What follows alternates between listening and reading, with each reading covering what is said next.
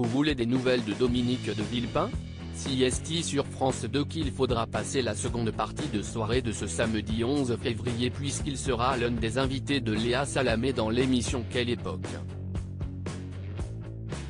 S'il s'exprimera sûrement sur le sujet brûlant de la réforme des retraites, sera-t-il interrogé sur sa relation avec Marie-Laure, la mère de ses 3 enfants, Marie, 36 ans, Arthur, 34 ans et Victoire, 32 ans, dont il a divorcé en 2011 ? Ce qui est certain, CST que l'ex-femme du Premier ministre n'avait pas hésité à se livrer sur les raisons qui les avaient poussés au divorce à l'époque.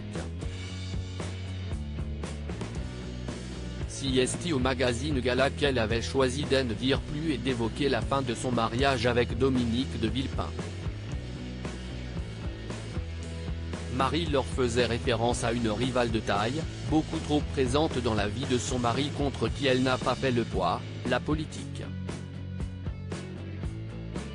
À l'époque, elle hérite même du mauvais rôle, alors même que le procès de Dominique de Villepin dans l'affaire Clearstream reprend, ce n'est pas un abandon au moment où reprend l'affaire Clearstream, comme on a pu le lire dans la presse, car nous sommes déjà séparés depuis plusieurs mois avait-elle précisé dans l'interview avant d'entrer un peu plus dans les détails. Marie-Laure s'est sentie trahie. Alors que Dominique de Villepin quitte Matignon en 2007 pour laisser sa place à François Fillon, il fait la promesse de se mettre en retrait de la vie politique avant d'officialiser sa candidature à l'élection présidentielle 4 ans plus tard. La coupe est pleine pour Marie-Laure qui, quelques mois plus tôt, abdique. Dominique est quelqu'un de formidable.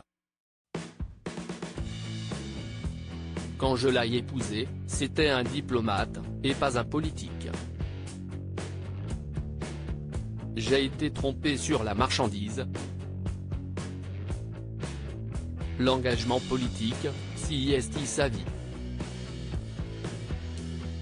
Pour ma part, j'ai joué le jeu pendant des années et je veux tourner la page.